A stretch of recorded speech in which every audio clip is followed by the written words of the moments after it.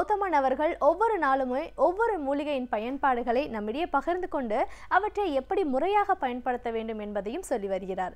அந்த வகையில் இன்றைக்கு எந்த மூலிகையின் பயன்பாடுகளை நம்மிடையே பகிர்ந்து கொள்ள வந்திருக்கிறார் என்பதை கவனிக்கலாம். நிகழ்ச்சியில் அடுத்த பகுதியாக வரவிருப்பது பல்லாண்டு வாழ்ந்திட. அன்பான கலைஞர் தொலைக்காட்சி நேயர்களுக்கு என்னுடைய இனிமையான காலை வணக்கங்கள். இன்றைக்கி நம்ம பார்க்கக்கூடிய தாவரத்துடைய பெயர் கன்னிக்கொடி அப்படின்னு சொல்லுவோம். கிளிட்டோரியா டர்டியா அப்படின்னு சொல்லக்கூடிய தாவரவியல் பெயர் கொண்டிருக்கக்கூடிய ரொம்ப அழகான பூக்களை கொண்டிருக்கக்கூடிய ஒரு தாவரம். ஊதா நிறமாக, சிவப்பு நிறமான, வெண்மை நிறமான, ஊதா கலந்த வெண்மை நிறமான பூக்களை கொண்டிருக்கக்கூடிய ஒரு தாவரம் இந்த கன்னிக்கொடி. இந்த கன்னிக்கொடியின் பெயர் கேட்டாலே நம்ம எல்லாருக்கும் தெரியுது இல்லையா? பெண்களுக்கு ஏற்படக்கூடிய மாத விலக்கு சம்பந்தப்பட்ட கோளாறுகள், கருப்பை சம்பந்தப்பட்ட கோளாறுகள், கருமுட்டை சம்பந்தப்பட்ட கட்டிகள், அதே போல் கருப்பையில் ஏற்படக்கூடிய கட்டிகள் சம்பந்தப்பட்ட பிரச்சனைகளுக்கு நல்ல தீர்வளிக்கக்கூடிய ஒரு மிகச்சிறந்த தாவரம். அப்படிங்கிறதுனால தான் இதற்கு கன்னிக்கொடி அப்படிங்கிறது பெயர். கிளிட்டோரியா டர்டியா அப்படின்னு சொல்லக்கூடிய தாவரவியல் பெற்றிருக்கக்கூடிய தாவரம். இந்த கன்னிக்கொடியை பொறுத்தவரையிலும் ஆயுர்வேத மருத்துவ முறையாகட்டும், சித்த மருத்துவ முறையாகட்டும், யுனானி மருத்துவ முறையாகட்டும், சீன மருத்துவ முறையாகட்டும் நிறைய இடங்களில் மிகப்பெரிய அளவில் உபயோகப்படுத்தப்பட்டு வருகின்ற ஒரு தாவரமாக இதை பார்க்குறோம். குறிப்பாக ஒரு புத்தகம், ராவணன் அப்படின்னு சொல்லக்கூடிய நம்ம ராமன் கொல்லப்பட்ட ராவணன் அவர் எழுதின ஒரு புத்தகம் பார்த்திங்கன்னா அர்க்க பிரகாசம் அப்படின்னு சொல்லக்கூடிய புத்தகம்.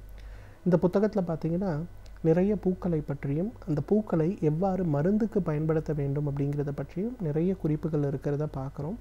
அந்த குறிப்புகளில் ரொம்ப முக்கியமானது எதுன்னு பார்த்திங்கன்னா இந்த கன்னிக்கொடியிலிருந்து எடுக்கக்கூடிய அக்வஸ் எக்ஸ்ட்ராக்ட், அதாவது தண்ணீரிலிருந்து காய்ச்சி அந்த புகையை குளிர்படுத்தி வளரக்கூடிய அந்த ஒரு எக்ஸ்ட்ராக்ட், அதை எவ்வாறு மருந்துக்கு பயன்படுத்த வேண்டும் அப்படிங்கிறத பற்றி இருக்கக்கூடிய குறிப்புகள்.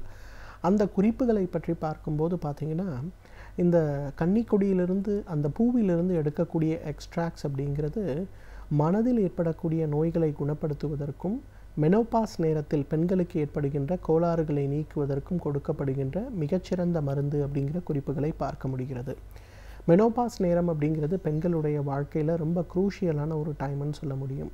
உடல் அளவில் ஏற்படக்கூடிய மாற்றங்கள், உடலுடைய பருமன் அதிகமாகுவது, உடலுடைய தசைப்பகுதிகளில் எல்லாம் அதிகமான வெயிட் போட ஆரம்பிப்பது, தலைமுடியில் மாற்றம், முக அளவில் மாற்றம், உடல் அமைப்பில் மாற்றங்கள் ஏற்படக்கூடியது, மனதளவில் ஏற்படக்கூடிய மாற்றங்கள், பயம், அதிகமான ஒரு இரிட்டேஷனாக இருக்கக்கூடிய ஒரு பிரச்சனைகள், உடல் அளவில் மனதளவில் இருக்கக்கூடிய அந்த பிரச்சனைகள்லாம் அதிகமாகக்கூடிய ஒரு காலம், சந்தேக குணம் அதிகமாவது, சிறு சிறு பிரச்சனைகளை கூட தாங்கிக் கொள்ள முடியாமல் அழுக ஆரம்பிப்பது, இதெல்லாம் ஏற்படக்கூடிய டைம் அப்படின்னு நம்ம சொல்கிறது இந்த மெனோபாஸ் டைம்.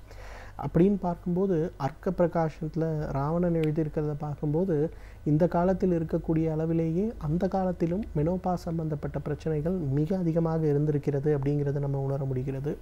ஸோ இந்த கன்னிக்கொடியுடைய பூவையெல்லாம் எடுத்து நன்றாக அரைத்து எடுக்கக்கூடிய அந்த ஒரு கல்கம், ஒரு நெல்லிக்காய் அளவுக்கு எடுத்து காலை ஒரு வேளை மட்டும் உணவுக்கு முன்பு நம்ம எடுத்துக்கொள்ளும் போது உடலில் நல்ல மாற்றங்கள் பெண்களுக்கு ஏற்படுவதை பார்க்க முடியும். பொதுவாக ஆயுர்வேத மருத்துவத்துடைய ஒரு சிறப்பு சித்தாந்தம் பார்த்திங்கன்னா ஸ்ரீ கேர்ன்னு சொல்லுவோம். அதாவது பெண்களுக்கு மெனோபாஸ் நேரங்களில் ஏற்படுகின்ற கோளாறுகளை தடுப்பதற்கு என்னென்ன செய்ய வேண்டும். இன்றைக்கு மெனோபாஸ் டைமில் ஏற்படுகின்ற கோளாறுகளுக்காக என்ன பண்ணுறாங்க? கருப்பையை எடுத்துடுறாங்க, கருமுட்டை பையை ஆப்ரேஷன் பண்ணி எடுத்துடுறாங்க, ஹார்மோன் சம்மந்தப்பட்ட சப்ளிமெண்ட்ஸ் கொடுக்குறாங்க, இல்லை கருப்பை வீக்கமடைந்திருக்கிறது, உங்களுக்கு பின்னாடி கேன்சர் வரலாம், இப்போவே கருப்பையை எடுத்துருங்கன்னு சொல்லி எடுத்துடுறாங்க. ஸோ இந்த மாதிரி அறுவை சிகிச்சை எல்லாம் தவிர்த்து மெனோபாஸ் நேரங்களில் எந்த விதமான பிரச்சனைகளும் இல்லாமல் ஒரு ஆரோக்கியமான மெனோபாஸை கொண்டு வருவதற்கு பார்த்திங்கன்னா இந்த கன்னிக்கொடி ஒரு மிகச்சிறந்த மருந்தாக இருக்கிறத பார்க்க முடிகிறது. கன்னிக்கொடியுடைய கிழங்குகள் பார்த்திங்கன்னா பார்ப்பதற்கு உருளைக்கிழங்கு போலவே சின்ன சின்னதாக இருக்கிறத நம்ம பார்க்கலாம். இன்னும் சொல்லப்போனால் மலைவாழ் மக்கள்லாம் நிறைய பேர் பார்த்திங்கன்னா அந்த கன்னிக்கொடியிலிருந்து எடுக்கக்கூடிய கிழங்கை பெண்கள் பூப்படையும் போது அவர்களுக்கு உணவாகவே கொடுக்கின்ற ஒரு வழக்கம் வைத்திருக்கிறதையும், கருவுற்ற பெண்கள் குழந்தை பெற்ற பிறகு அவர்களுடைய ஆரோக்கியத்துக்காக உணவாக கொடுக்கின்ற ஒரு வழக்கத்தை வைத்திருக்கிறத கூட நம்ம பார்க்கலாம். இன்றைக்கு கூட நீங்கள் கொல்லிமலை பக்கமோ அல்லது ஏற்காடு பக்கமோ அல்லது ஷிமோகான்னு சொல்லக்கூடிய அந்த குளிர் பிரதேசங்கள் இருக்கக்கூடிய இடங்கள்லாம் நம்ம போகும்போது பார்த்திங்கன்னா அந்த கன்னிக்கொடியிலிருந்து எடுக்கக்கூடிய கிழங்குகள் இன்றைக்கும் மார்க்கெட்டில் விலைக்கு விற்கப்படுறதை கூட நம்ம பார்க்க முடிகிறது. அந்த அளவுக்கு கன்னிக்கொடியை உணவாக பயன்படுத்தக்கூடிய ஒரு வழக்கம் கூட நம்ம சமூகத்தில் இருந்திருக்கு அப்படிங்கிறத நம்ம பார்க்க முடிகிறது, இருக்கிறது அப்படிங்கிறதையும் பார்க்க முடிகிறது. ஸோ இந்த கிழங்கிலிருந்து எடுக்கக்கூடிய அந்த ஒரு உலர வைக்கப்பட்ட சூரணத்தை ஒரு தேக்கரண்டி அளவுக்கு பாலில் கலந்து அல்லது வெந்நீரில் கலந்து காலை ஒரு முறை இரவு ஒரு முறை உணவுக்கு முன்புன்னு எடுத்துக்கொள்ளும்போது கருப்பை மண்டல சம்பந்தப்பட்ட கோளாறுகள், கருமுட்டைப்பை மண்டல சம்பந்தப்பட்ட கோளாறுகள், மாதவிலக்கின் போது அதிகமான உதிரப்போக்கு ஏற்படுகின்ற பிரச்சனைகள், வெள்ளைப்படுதல் சம்பந்தப்பட்ட கோளாறுகள், அதே போல் கருமுட்டை பையில் ஏற்படுகின்ற நீர்க்கட்டிகள், அதனால் மாதவிலக்கு தள்ளி வரும்போது ஏற்படுகின்ற அதிகப்படியான உதிரப்போக்கு சம்பந்தப்பட்ட பிரச்சனைகள், சில நேரங்களில் பெண்களுக்கு ஏற்படுகின்ற இன்பிட்வீன் ஒவ்வொரு மாதவிலக்கு நேரத்திற்கு நடுவிலேயும் ஏற்படுகின்ற உதிரப்போக்கு சம்பந்தப்பட்ட கோளாறுகள், மாதவிலக்கு காலங்களில் அதிகமாக வயிறு வீக்கம் சம்பந்தப்பட்ட பிரச்சனைகள், மாதவிலக்கு ஏற்பட போகிறது, மெனோபாஸ் ஏற்பட போகிறது அப்படின்னு அந்த காலம் வரும்போது கருப்பை வீக்கம் சம்பந்தப்பட்ட கோளாறுகள், அடினோமயோசிஸ் சம்பந்தப்பட்ட கோளாறுகள், ஒருவேளை கருப்பை வீக்கம் ஏற்பட்டு அது சிறுநீர் பையில் ஏற்படுகின்ற அதிகப்படியான அழுத்தத்தால் தும்மும் போதோ இருமும் போதோ கூட சிறுநீர் கசிந்து விடக்கூடிய கோளாறுகள், இது சம்பந்தப்பட்ட எல்லா கோளாறுகளுக்கும் எல்லா இந்த மெனோபாஸ் சம்பந்தப்பட்ட கோளாறுகளுக்கும் இயற்கையாக கொடுக்கக்கூடிய மிகச் சிறப்பான ஒரு மருந்து எதுன்னு பார்த்தீங்கன்னா இந்த கன்னிக்கொடியிலிருந்து எடுக்கக்கூடிய சூரணம் தான். இந்த சூரணம் எல்லா நாட்டு மருந்து கடைகள்லையும் கிடைக்கும். இன்றைக்கு தொலைக்காட்சி பெட்டியில் நம்ம பார்க்கும்போது பெண்களுடைய ஆரோக்கியத்துக்கு இந்த உற்சாக பானத்தை சாப்பிடுங்க, இந்த உணவை சாப்பிடுங்க, நிறைய விஷயங்கள் இன்றைக்கு ப்ராபகேட் பண்ணுறதை பார்க்குறோம். அந்த விஷயங்களை உணவாக எடுத்துக்கொள்ளும் போது கூட பெண்களுடைய ஆரோக்கியத்தில் மிகப்பெரிய அளவில் ஒரு முன்னேற்றம் ஏற்படுவதை நம்ம பார்க்க முடிவது கிடையாது. அப்போ எப்படி இதை சரி செய்ய முடியும் அப்படின்னு பார்த்தீங்கன்னா, அதற்காக ஒரு உணவாக கன்னிக்கொடியை நம்ம எடுக்க ஆரம்பித்தாலே போதும். கன்னிக்கொடிங்கிறது ரொம்ப சாமனாக கிடைக்கக்கூடிய ஒரு உணவு தான். இது ஒன்றும் ரொம்ப கிடைக்க முடியாத அளவுக்கு கஷ்டப்படுகின்ற ஒரு விஷயமே கிடையாது. கன்னிக்கொடியுடைய கிழங்கிலிருந்து எடுக்கக்கூடிய சூரணத்தை ஒரு தேக்கரண்டி பாலில் கலந்து அல்லது வெந்நீரில் கலந்து காலை ஒரு முறை இரவு ஒரு முறை உணவுக்கு முன்பு எடுத்துக்கொண்டாலே இந்த மாதவிலக்கு சம்பந்தப்பட்ட கோளாறுகள் அல்லது பெண்களுடைய இனப்பெருக்க மண்டலம் சம்பந்தப்பட்ட கோளாறுகள் மறைந்து போகிறத பார்க்க முடியும்.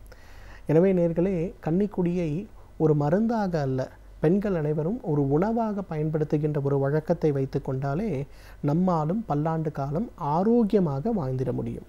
சமூகத்தில் நடக்கும் நல்ல நிகழ்வுகளில் நம்முடைய பங்களிப்பு என்னவாக இருக்கிறதோ அதே போன்று தீய நிகழ்வுகளை தட்டி கேட்பதிலும் நம்முடைய பங்களிப்பு இருக்க வேண்டும் என்கிறார் எழுத்தாளர் மனுஷபுத்திரன் அவர்கள். நிகழ்ச்சியில் அடுத்த பகுதியாக வரவிருப்பது தீதும் நன்றும்.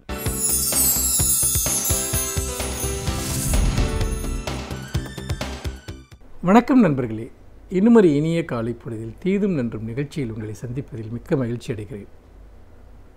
நவம்பர் 8 இன்றைய தினத்தை இந்தியர்கள் யாரும் மறக்க முடியாது. சரியாக இதே நாள் ஓராண்டிற்கு முன்பு இரவு 8 மணிக்கு ஒரு முக்கியமான முடிவை இந்திய பிரதமர் அறிவித்தார். அதுதான் பண மதிப்பு நீக்கம். 500 ரூபாய் 1000 ரூபாய் நோட்டுகள் செல்லாது என்று அறிவித்த அந்த அறிவிப்பு இந்தியாவின் மீது நடத்தப்பட்ட ஒரு மிகப்பெரிய பொருளாதார யுத்தம் என்று தான் அதை சொல்ல வேண்டும். இந்தியாவே அதிர்ந்தது, நடுங்கியது. இன்னும் சொல்லப்போனால் மக்கள் பீதியடைந்து தெருவுக்கு வந்தார்கள். ஒட்டுமொத்த தேசத்தையுமே உறைய வைத்த சம்பவம். பொருளாதார நிபுணர்கள் எல்லாம் அதிர்ச்சி அடைந்தார்கள்.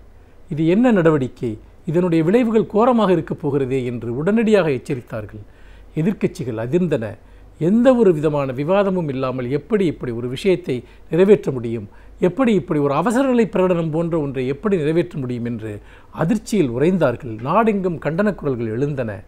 ஆனால் பிரதமர் சிரித்த முகத்துடன் அமைதியாக சொன்னார், இது கருப்பு பணத்தை ஒழிப்பதற்கான ஒரு முயற்சி, கள்ள நோட்டுகளை ஒழிப்பதற்கான ஒரு முயற்சி. அதன் மூலமாக இன்றைக்கு இந்தியா மிகப்பெரிய வளர்ச்சியை பெறும், பொருளாதார முன்னேற்றத்தை பெறும். மக்கள் பணமதிப்பு நீக்கத்தால் பயப்பட வேண்டாம், இன்னும் 2-3 நாட்களில் புதிய நோட்டுகள் எல்லோருக்கும் கிடைத்துவிடும் என்ற எல்லா பணமும் கணக்கில் வந்துவிடும், கருப்பு பணம் ஒழிக்கப்பட்டுவிடும் என்றெல்லாம் வாக்குறுதிகள் கொடுத்தார். சில அப்பாவிகள் அதை நம்பினார்கள். பெரும்பாலான மக்கள் தங்களுக்கு ஏற்பட்ட இழப்பினால் நடுத்தருவுக்கு வந்தார்கள். மிகப்பெரிய இழப்பு என்று சொன்னால் முதலாவதாக மக்கள் சிறுக சிறுக சேமித்து வைத்திருந்த பல அவர்களுடைய சேமிப்புகள் எல்லாம் செல்லாதாகிவிட்டது என்கிற அதிர்ச்சியில் பலரும் உயிரை விட்டார்கள். இன்னும் பலர் வங்கிகளின் நீண்ட கியூக்களில் தாங்கள் உழைத்து சம்பாதித்த பணத்தை பெறுவதற்காக, அந்த பணத்தை மாற்றுவதற்காக கியூவில் நின்றார்கள். அதில் பலர் மயங்கி விழுந்து உயிரையும் கூட விட்டார்கள். அது மட்டுமல்ல, ஏடிஎம்கள் பல வாரங்களாக மூடப்பட்டிருந்தன. புதிய ரூபாய் நோட்டுகள் வந்து சேரவில்லை. தங்களுடைய கணக்கில் இருக்கக்கூடிய பணத்தை பெற முடியாமல் மக்கள் பைத்தியம் பிடித்தவர்களைப் போல தெரு தெருவாக அலைந்தார்கள். இதெல்லாம் உடனடியாக நடந்தவை. அப்படி நடந்து கொஞ்சம் கொஞ்சமாக புதிய ரூபாய் நோட்டுகள் புழக்கத்திற்கு வந்தன. புதிய ரூபாய் நோட்டுகள் புழக்கத்திற்கு வருகிற போதே அதோடு சேர்ந்து கள்ள நோட்டுகளும் வந்ததைக் கண்டு நாடே சிரித்தது. ஆனால் அவர் சொன்ன ஏதாவது ஒரு விஷயம் இந்தியாவில் நடந்ததா என்று பார்த்தால் நிச்சயமாக இல்லை. ஏனென்று கேட்டால், இந்திய பொருளாதாரத்தினுடைய பெரும்பகுதி என்பது பணப்பொருளாதாரம் சார்ந்தது. ஏனென்றால் இந்தியா ஒரு கிராமங்களை அடிப்படையாக கொண்ட ஒரு நாடு, சிறு சிறு வணிகத்தை அடிப்படையாக கொண்ட ஒரு நாடு. அதனால் ஒரு 90% வேலை வாய்ப்புகளை இந்த சிறு வணிகம்தான் மக்களுக்கு தொடர்ந்து வழங்கி கொண்டே இருக்கிறது. அப்படிப்பட்ட ஒரு சூழ்நிலையில் இந்த சிறு வணிகர்களையும் ஒரே நாளில் அவர்கள் கையில் இருந்த பணம் அனைத்தையுமே செல்லாதாக்கி அனைத்தையும் கணக்கில் கொண்டு வரச் செய்து அதற்கு கடுமையான வரி விதிப்புகளை செய்ய வேண்டும் என்கிற போது உடனடியாக எல்லா தொழில்களும் முடங்கி போயின. லட்சக்கணக்கான தொழிலாளர்கள், முறைசாரா தொழில்களில் இருந்தவர்கள், கட்டுமான பணியிலிருந்து தொடங்கி பல்வேறு விதமான உதிரி பணிகளில் இருந்தவர்கள் உடனடியாக வேலையிலிருந்து தங்களுடைய சொந்த ஊர்களை நோக்கி திரும்பிய ஒரு அவலக்காட்சியை நாம் பார்த்தோம். அவர்களெல்லாம் பிறகு திரும்பி வரவே இல்லை. பல்வேறு மாநிலங்களில் அத்தகைய வேலைகளை செய்து கொண்டிருந்தவர்கள். அதோடு மட்டுமல்லாமல் பல்வேறு நிலைகளில் அவர்கள் இந்த பணமதிப்பு நீக்கத்தினால் ஏற்பட்ட விளைவுகள் என்பது மிக மோசமானது. யாருமே புதிய உற்பத்தியாளர்கள், அதாவது புதிய முதலீடுகளை செய்யக்கூடியவர்கள் யாரும் முன்வரவில்லை. அதன் காரணமாக ஏற்கனவே ஏற்பட்ட வேலை இழப்பு ஒரு புறம் போய், இன்னொரு புறம் பார்த்தீர்கள் என்றால் புதிய வேலை வாய்ப்புகள் எதுவுமே உருவாகாமல் போனது அதனுடைய ஒரு மிகப்பெரிய ஒரு விளைவாக பார்க்கப்பட்டது. இப்படிப்பட்ட ஒரு சூழ்நிலையில் லட்சக்கணக்கானோர் இந்தியா முழுக்க வேலை இழந்தார்கள். உள்நாட்டு பொருளாதார உற்பத்தி பெரும் வீழ்ச்சி அடைந்தது. மன்மோகன் சிங் அவர்களுடைய காலத்தில் ஒரு சமயத்தில் 8.7% இருந்த இந்தியாவினுடைய அந்த ஜிடிபி என்று சொல்லக்கூடிய உள்நாட்டு உற்பத்தி வளர்ச்சி இப்பொழுது 5 புள்ளிகளுக்கும் கீழே குறைந்துவிட்ட ஒரு அவலத்தை நாம் பார்க்கிறோம். இதனுடைய விளைவு என்பது பெருமளவிற்கு பொருளாதார பாதிப்பு சார்ந்த வேலை இழப்பு ஏற்பட்டிருக்கிறது என்பதுதான். இவ்வளவு பெரிய பாதிப்பை ஏற்படுத்தி இவர்கள் செய்தது என்ன? ஒன்றுமே இல்லை. ஏனென்று கேட்டால், இவர்கள் கருப்பு பணத்தை ஒழிக்கப் போகிறோம், பெரும்பாலான பல்லாயிரம் கோடி ரூபாய் கருப்பு பணம் வங்கிக்கு வராமல் அப்படியே அழிந்து போய்விடும் என்றெல்லாம் சவடால் விட்டார்கள். ஆனால் 99% புழக்கத்தில் இருந்த பணம் வங்கிக்கு திரும்பி வந்து விட்டது. அப்படி திரும்பி வந்ததன் மூலமாக பலரிடமும் இருந்த கருப்பு பணம் வெள்ளையாக மாற்றப்பட்டு விட்டது. இது இந்தியாவில் நடந்த ஒரு மிகப்பெரிய ஒரு ஊழலாக கருதப்படுகிறது. இது கருப்பு பண முதலைகளுக்கு கொடுக்கப்பட்ட பெரிய வாய்ப்பாக அமைந்தது. ஆக 99% பணம் திரும்பி வந்துவிட்ட பிறகு கருப்பு பண ஒழிப்பு என்கிற நடவடிக்கையே அர்த்தமற்றதாகிவிட்டது. கள்ள நோட்டுகளை பொறுத்த வரைக்கும் மொத்த பணப்புழக்கத்தில் 1% அளவிற்கு கூட கள்ள நோட்டுகள், இது 1%க்கும் குறைவான அளவுதான் கள்ள நோட்டுகள் வந்தன. இது வழக்கமாக கண்டுபிடிக்கக்கூடிய ஒன்றுதான். அப்படி பார்க்கிற போது எல்லா முனைகளிலும் பணமதிப்பு நீக்கம் என்பது தோல்வியடைந்தது மட்டுமல்ல, அன்றைக்கு மக்கள் தெரு தெருவாக ஒரு 500 ரூபாய்க்கும் 1000 ரூபாய்க்கும் அலைந்து கொண்டிருந்த போது இங்கு பல பண முதலைகளிடமிருந்து லட்சக்கணக்கான ரூபாய், 30 லட்சம் ரூபாய், 40 லட்சம் ரூபாய் என்றெல்லாம் புதிய ரூபாய் நோட்டுகள் கிடைத்ததை நாம் பார்த்தோம். அந்த ரூபாய் நோட்டுகள் அவர்களுக்கு எப்படி கிடைத்தன என்பதை கூட கண்டுபிடிக்க முடியாமல் சிபிஐ இன்னும் திணறுவதாக நடித்து கொண்டிருக்கிறது. ஆக பணமதிப்பு நீக்கம் என்கிற அந்த கொடூரமான செயல் மூலமாக இந்தியாவினுடைய அடிப்படை பொருளாதாரமே அளிக்கப்பட்டு விட்டது. அதை எதிர்த்துத்தான் இந்த நாளில் இந்தியா முழுக்க கருப்பு தினமாக எதிர்க்கட்சிகள் அனுஷ்டிக்கின்றன. அதோடு மட்டுமல்ல, திராவிட முன்னேற்றக் கழகம் இன்று ஒரு கண்டனத்தை ஆர்ப்பாட்டத்தையும் அது நடத்துகிறது. பணமதிப்பு நீக்கம் என்பது இந்தியர்கள் மீது செலுத்தப்பட்ட ஒரு மிகப்பெரிய யுத்தம் என்பதை இந்த நாளில் நாம் மறக்கக்கூடாது, மன்னிக்கக்கூடாது. மீண்டும் இன்னும் ஒரு புதிய சிந்தனையோடு உங்களை சந்திக்கிறேன். நன்றி, வணக்கம். ஒவ்வொரு நாளும் ஒவ்வொரு துறையிலிருந்து அந்த துறையை சார்ந்த வல்லுநர்கள் அவர்களின் அனுபவங்களை நம்மிடையே பகிர்ந்து கொண்டு வருகிறார்கள். அந்த வகையில் இன்றைக்கு நாம் சந்திக்கவிருக்கும் சிறப்பு விருந்தினர் எந்த துறையிலிருந்து வந்து என்ன பயனுள்ள தகவல்களை நம்மிடையே பகிர்ந்து கொள்ள இருக்கிறார் என்பதை கவனிக்கலாம். நிகழ்ச்சியில் அடுத்த பகுதியாக வரவிருப்பது சிறப்பு விருந்தினர்.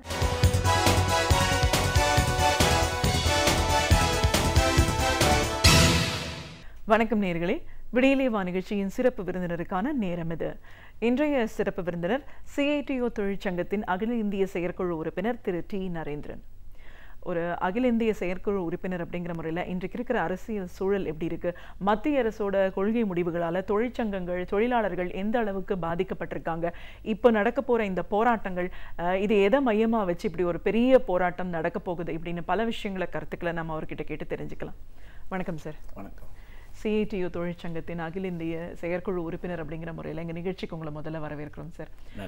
தொழிற்சங்க உறுப்பினர் அப்படின்னு நம்ம சொல்லும்போது அகில இந்திய அளவில் இன்னைக்கு தொழிற்சங்கங்கள் ஒரு பெரிய எழுச்சியோட ஒரு போராட்டத்தில் தங்களை இணைச்சிக்கிட்டு ஈடுபடுத்திட்டு இருக்காங்க பார்லிமெண்ட் முன்னால் அப்படின்னு சொல்லும்போது, இப்படி ஒரு மாசா எல்லாரும் வெகுண்டு எழறதுக்கான காரணம் என்ன? அவங்க முன்வைக்கிற கோரிக்கைகள் என்ன? பலமுறை மத்திய அரசாங்கத்துக்கிட்ட தங்களுடைய பிரச்சனைகளை பற்றி எடுத்துரைச்சிருந்தாலும் இன்னும் சரியான ஒரு தீர்வு கிடைக்காத ஒரு சூழ்நிலை தான் இப்படிப்பட்ட ஒரு போராட்டங்களுக்கான ஒரு வாய்ப்பு இருக்கும். ஒரு அகில இந்திய செயற்குழு உறுப்பினர் அப்படிங்கிற முறையில் இன்னைக்கு இந்த பிரச்சனைகளோட தீவிரம் என்ன? அரசுக்கு எதிராக நீங்கள் முன்வைக்கிற கோரிக்கைகள் என்ன? மத்திய அரசோட கொள்கை முடிவுகள் இன்னைக்கு எந்த அளவுக்கு ஒரு பெரிய பாதிப்பை ஏற்படுத்தியிருக்கு அப்படின்னு நிறைய விஷயங்களை எங்கள் நேயர்களோட நீங்கள் முழுமையாக பகிர்ந்துக்கணும் சார். இப்போ முதல்ல இந்த தொழிற்சங்கங்கள் எல்லாம் முழுமையாக ஒருங்கிணைந்து பார்லிமெண்ட்டை நோக்கி ஒரு பயணம், அதற்கான ஒரு ஆர்ப்பாட்டம், போராட்டம்னு ஒரு பெரிய அளவில் இது நடக்குது. இது எதனால் உருவானது? எந்த ஒரு பிரச்சனைகளை முன்வைச்சு இந்த போராட்டம் நடைபெறுது? குறிப்பாக நீங்கள் பார்த்தீங்கன்னா கிட்டத்தட்ட 1991 ஆண்டுக்கு பிறகு இந்திய நாட்டில் புதிய பொருளாதார கொள்கை, நியூ எக்கனாமிக் பாலிசி என்பது அறிமுகப்படுத்தப்பட்ட பிறகு கிட்டத்தட்ட அது அறிமுகமாகி இப்போ 25-26 ஆண்டுகள் ஆகிறது. அதிலிருந்து தொடர்ந்து பார்த்தீங்கன்னா இந்திய நாட்டினுடைய பொருளாதார நிலைமை ரொம்ப மோசமாக போய்கிட்டு இருக்கு. குறிப்பாக தொழிலாளர்கள், உழைப்பாளி மக்கள், அவங்களுடைய நிலைமை நாளுக்கு நாள் ரொம்ப ரொம்ப மோசமாக போயிடுச்சு. அதுவும் இந்த ஒரு 3 ஆண்டு காலம் நீங்கள் பார்த்தீங்கன்னா பாரதிய ஜனதா கட்சி அரசு மத்தியில் ஆட்சிக்கு வந்த பிறகு அது இன்னும் ரொம்ப அக்ரெசிவாக, அதாவது மூர்க்கத்தனமாக போய்கிட்டு இருக்கு அப்படிங்கிறது தான். இது நாள் வரைக்கும் தனித்தனியாக போராடி எந்த விதமான வெற்றியும் பெற முடியாத சூழலில் அகில இந்திய அடிப்படையில் 10 மிகப்பெரிய தொழிற்சங்கங்கள், CITU, AITUC, HMS, INTUC, AITUCC, TUCC, Dravida Munnetra Kazhagam சார்ந்த LPF உள்பட மத்திய தொழிற்சங்கங்கள் 10 பேர் ஒன்றாக இணைந்து வருகிற 9, 10, 11 தேதிகளில் பாராளுமன்றத்தை நோக்கி மிகப்பெரிய முற்றுகை போராட்டம் என்பதை திட்டமிட்டிருக்கிறாங்க. நீங்கள் கவனிச்சிங்கன்னா தெரியும், 2015 ஆண்டு செப்டம்பர் 2 ஒரு மாபெரும் வேலை நிறுத்தத்திற்கு அறைகூவல் விடுக்கப்பட்டது. அதில் ஒரு 15 கோடி உழைப்பாளி மக்கள் கலந்து கொண்டார்கள். அதற்கு பிறகு அதே செப்டம்பர் 2, 2016 மீண்டும் ஒரு வேலை நிறுத்த அழைப்பு இந்த மத்திய 10 தொழிற்சங்கங்கள் தான் கொடுத்தாங்க. அதில் முதல் ஆண்டை விடவும் 2வது ஆண்டு 20 கோடிக்கும் மேற்பட்டோர் கலந்து கொண்டார்கள். ஒவ்வொரு ஆண்டு இப்படி வேலைநிறுத்த அழைப்பு கொடுத்தும் கூட இந்த மத்திய தொழிற்சங்கங்கள் 10 தொழிற்சங்கங்கள் வைத்த ஒரு 12 மிக முக்கியமான கோரிக்கைகளுக்கு இன்று வரை எந்த விதமான தீர்வும் இந்த அரசு காணவில்லை என்பதனால்தான் புதுமையாக இந்த முறை ஏதாவது செய்யணும் அப்படிங்கிறனால பாராளுமன்றத்தினுடைய நடப்பு குளிர்கால கூட்டத்தொடர் 9, 10 அநேகமாக தொடங்க இருக்கிறது. அந்த காலகட்டத்தில் இப்படியான ஒரு மிகப்பெரிய எழுச்சியான ஒரு பேரணியை நடத்துவது என்று திட்டமிட்டிருக்கிறார்கள்.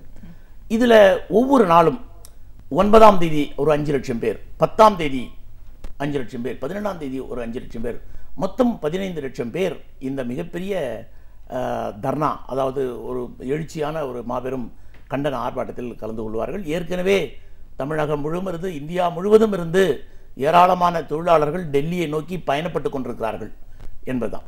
இதில் மிக முக்கியமான கோரிக்கை என்னன்னு பார்த்தீங்கன்னா, சில பேர் நினைக்கிறாங்க தொழிற்சங்கங்கள் எப்பொழுதும் ஏதோ தொழிலாளர்களுக்கான பிரச்சனை, அவர்களுடைய ஊதிய உயர்வு, அவர்களுடைய அடிப்படை சம்பளம், அகவிலைப்படி, வீட்டு வாடகைப்படி பற்றி தான் பேசுகிறாங்க அப்படின்னு. முற்றிலும் தவறு. இந்த எழுச்சியான போராட்டத்திற்கு 12 கோரிக்கை முக்கியமான காரணம். அதில் முதல் கோரிக்கை என்னன்னு கேட்டிங்கன்னா, நாடு முழுவதும் எக்கு தப்பா ஏறிக்கிட்டு இருக்கிற விலைவாசி உயர்வை கட்டுப்படுத்த வேண்டும் என்பதுதான் முதல் கோரிக்கை. அதோடு இணைந்த இன்னொரு கோரிக்கை என்னன்னு பார்த்தீங்கன்னா, அத்தியாவசிய பொருள்கள், எசென்ஷியல் கமாடிட்டிஸ் என்று சொல்லப்படுகிற அத்தியாவசிய பொருட்கள் அனைத்தும் நியாய விலை கடைகளில் வழங்கப்பட வேண்டும். Public distribution system. அது இப்போ நீங்கள் பார்த்தீங்கன்னா தெரியும், அண்மையில் ஏராளமான செய்திகள்லாம் வந்துட்டு இருக்கு. சர்க்கரை விலை என்னாச்சு அப்படிங்கிறதுலாம் அவங்களுக்கு தெரியும். ஆகவே முதல் கோரிக்கை அதுதான். ஆகவே பல பேர் தவறான பிரச்சாரம் அப்படியெல்லாம் என்ன சொல்கிறாங்கன்னா, தொழிலாளர்கள் கோரிக்கை அது ஏதோ பொதுமக்களுக்காக இல்லை அப்படின்லாம் இல்லை. அதே மாதிரி பார்த்தீங்கன்னா இன்னொரு விஷயம் என்னென்ன, பொதுத்துறை நிறுவனங்களை தனியார் மயமாக்குவது. இப்போ தமிழகம் முழுவதும் நம்ம டெங்கு காய்ச்சலால் நிறைய பேர் செத்து கொண்டிருக்கிறார்கள் அப்படின்னா பார்க்குறோம். அதற்கான மாத்திரை மருந்து அதெல்லாம் பொதுத்துறை நிறுவனங்கள் பண்ணிட்டு இருக்கு. உதாரணமாக IDPL, Indian drugs and pharmaceutical limited, Bengal chemicals, இப்படி இந்த மாதிரியான பொதுத்துறை நிறுவனங்கள் பண்ணால் சீப்பாக விற்க முடியும். அரசு பண்ணால் சீப்பாக விற்க முடியும். தனியார்கள் பண்ணாங்கன்னா அவங்க நோக்கம் என்னவாக இருக்கும்? மேக்சிமைசிங் ப்ராஃபிட், மினிமைசிங் எக்ஸ்பெண்டிச்சர். அதாவது அவருடைய லாபத்தை அதிகப்படுத்துவது, செலவை குறைப்பது. அதனால் இந்த தொழிலாளருடைய எழுச்சியெல்லாம் இந்த போராட்டத்தில் தனியார் மயமாக்கக்கூடாது பொதுத்துறை நிறுவனங்கள்ங்கிறது ஒன்று. அதே மாதிரி இளைஞர்களுக்கு வேலை வாய்ப்பு. இந்த அரசு ஆட்சிக்கு வந்ததிலிருந்து ஆண்டொன்றுக்கு 1 கோடி இளைஞருக்கு வேலை கொடுப்போன்னு சொன்னாங்க. இது வரைக்கும் ஒரு 3 லட்சம் பேருக்கு கூட அவங்க வேலை கொடுத்ததாக தகவல் இல்லை. அவங்க அஃபிஷியலாக அவங்க வெப்சைட்டில் சொல்லியிருக்கிற அந்த தகவல் எல்லாம் பார்த்தீங்கன்னா முன்னுக்கு பின் முரணாக இருக்குது. அதே மாதிரி அண்மையில் வந்த ஜிஎஸ்டி, டிமானிட்டைசேஷன், பணத்தட்டுப்பாடு, இந்த ஜிஎஸ்டி வரியினால 3,20,00,000 வேலை வாய்ப்புகள் பறிக்கப்பட்டிருக்கிறது அப்படிங்கிறது தான் தகவல். ஆக தொழிலாளருடைய முக்கியமான பிரச்சனைகள் ஏதோ அவங்க பிரச்சனை அப்படின்னு மட்டும் பார்க்குறதில்ல. சில பேர் நினைக்கிறாங்க பொதுத்துறை நிறுவனங்களை தனியார் மயமாக்குவது என்பது ஏதோ தொழிலாளருடைய பிரச்சனை. இல்லை. இன்றைக்கு என்ன லேட்டஸ்ட் தகவல் என்னன்னு பார்த்தீங்கன்னா, இந்திய இராணுவ தளவாடங்கள் தயாரிக்கிற அந்த தொழிற்சாலையை தனியார் கொடுத்துட்டாங்க. அவங்க பேசுறது ஒன்று, செய்யறது ஒன்று. ஆனால் மோடி என்ன சொல்றாரு? Make in India, stand up India, start up India. Make in இந்தியானா இந்தியாவில் செய்வது. ஆனால் இராணுவ தளவாடங்களான பொருள்களை கூட நீங்கள் ஒரு அந்நிய நாட்டு கம்பெனியிடம், ஒரு மல்டிநேஷனல் கம்பெனியிடம் அவுட் சோர்சிங் கான்ட்ராக்ட் என்ற பேரில் தருவது என்பது எந்த விதத்திலும் நியாயம். அதே மாதிரி மத்திய அரசுக்கு சொந்தமான ரயில்வே இன்றைக்கு ஒரு நாளைக்கு கோடிக்கணக்கான பேர் பயணம் செய்கிறாங்க இந்தியா நாடு முழுக்க ரயில்வேல. அண்மையில் நீங்கள் பார்த்தீங்கன்னா இந்த ரயில்வே ஃபெசிலிட்டேஷன் சென்டர் அப்படின்னு ஒன்று ஆரம்பித்து ரயில்வே டெவலப்மெண்ட் அத்தாரிட்டின்னு ஒன்று தொடங்கி கிட்டத்தட்ட ஒரு 42 பெரிய ரயில்வே ஸ்டேஷன்ஸ் நம்ம சென்னை சென்ட்ரல் உள்பட ஹவுரா, டெல்லி, ஹைதராபாத், விசாகப்பட்டினம், இப்படியான பல கேந்திரமான ரயில்வே ஸ்டேஷன்லாம் தனியார்ட்ட கொடுத்துருவாங்க. இல்லை என்ன நடக்கும்னு கேட்டிங்கன்னா, பிளாட்ஃபார்ம் டிக்கெட்டு கூட 5 ரூபாய் விற்கிறத 20 ரூபான்னு விற்பான். நீங்கள் ஏர்போர்ட்டில் போய் ஒரு வாட்டர் பாட்டில் வாங்கினீங்கன்னா 60 ரூபா, வெளியே வாங்கினீங்கன்னா 10 ரூபா, இந்த மாதிரி ஆயிரும். ஆகவே தொடர்ந்து இந்த தொழிற்சங்கங்கள் ஒன்றாக போராடுவது என்பது ஏதோ தொழிலாளர்களுக்கான கோரிக்கை மட்டும் அல்ல, அதோடு பொதுத்துறை நிறுவனங்களை தனியார் மயமாக்கக்கூடாது என்று சொல்லுகிற அந்த கோரிக்கையில் பொதுமக்களுடைய கோரிக்கையும் அடங்கியிருக்கிறது. இன்னொரு தவறான அபிப்பிராயம் என்ன சொல்கிறாங்கன்னா, ஏதோ ஆர்கனைஸ்டு செக்டாரில் இருக்கிறவங்க மட்டும், ஏதோ 40,000 50,000 சம்பளம் வாங்குறவங்க, ரயில்வே, பிஎஸ்என்எல், துறைமுகங்கள், இன்சூரன்ஸ், இவங்க தான் போராடுறாங்க. இல்லை, இதில் இன்னொரு பெரிய கோரிக்கைன்னு பார்த்தீங்கன்னா, சாதாரணமான அன்ஆர்கனைஸ்டு செக்டார், முறைசாரா தொழிலாளரில் வேலை செய்கிற அந்த தொழிலாளிக்கு கூட குறைந்தபட்ச கூலி 18,000 இருக்கணும், குறைந்தபட்ச சம்பளம் 18,000 இருக்கணும் அப்படின்னு நம்ம சொல்கிறோம். ஆனால் அரசு அதை ஏற்றுக்கொள்ள தயாராக இல்லை. மாறாக அரசில் அதில் என்ன முரண்பாடுன்னு பார்த்தீங்கன்னா, 7வது சம்பள கமிஷன் ஒன்று போட்டு அது ஒரு ரெக்கமெண்டேஷன் கொடுத்துருக்கு. அந்த ரெக்கமெண்டேஷனில் அந்த 7வது சம்பள கமிஷன் அறிக்கையில் நீங்கள் பார்த்தீங்கன்னா ரொம்ப பெரிய எக்ஸ்பர்ட்ஸ், அந்த அறிக்கை கொடுத்தவங்கெல்லாம் ஜட்ஜு, பொருளாதார நிபுணர்கள், அவங்களாம் தான் கொடுத்துருக்காங்க. அதுலேயே அவர் சொல்லியிருக்காரு, குறைந்தபட்சம் நகரத்தில் ஒரு கணவன், மனைவி, ஒரு ஆண் குழந்தை, ஒரு பெண் குழந்தை, 3 வேளை சாப்பாடு, ஒரு நாள் நான் வெஜிடேரியன் சாப்பிட்னா 18,000 ரூபா இருக்கணும் அப்படின்னு ஒரு பொருளாதார நிபுணர் சொன்ன ஒரு அக்ராய்ட் ஃபார்முலா, அந்த ஃபார்முலா படி சொல்லியிருக்கிறாங்க 18,000 ரூபா கொடுக்கணும்னு. ஆக 7வது சம்பள கமிஷன் சொல்லியிருக்கிற 18,000 ரூபாய் குறைந்தபட்ச சம்பளத்தை கூட அங்கீகரிக்க மறுக்கிறது இந்த அரசு. என்ன முன்னுக்கு பின் முரண்பாடு அப்படின்னா அதுதான். இப்போ புதுசாக லேபர் ஆக்ட் எல்லாம் மாற்ற போகிறாங்க. 44 சட்டங்களை வெறும் 4 code on wage bill, code on industrial relation, இப்படி மாற்ற போகிறாங்க. இதில் நீங்கள் பல மாற்றங்களை நாங்கள் மத்திய தொழிற்சங்கங்கள்லாம் படித்து பார்த்தோம், எங்களுடைய அகில இந்திய செயற்குழுலாம் விவாதித்தாங்க. இது வரைக்கும் என்னென்னு பார்த்தீங்கன்னா, அதில் யூனிஃபார்மாக ஒர்க்கர்னா என்ன ஒரு டெஃபினேஷன், எம்ப்ளாயினா என்ன டெஃபினேஷன் அப்படின்லாம் இருக்கும். அதெல்லாம் முற்றிலுமாக மாற்றுகிறார்கள்.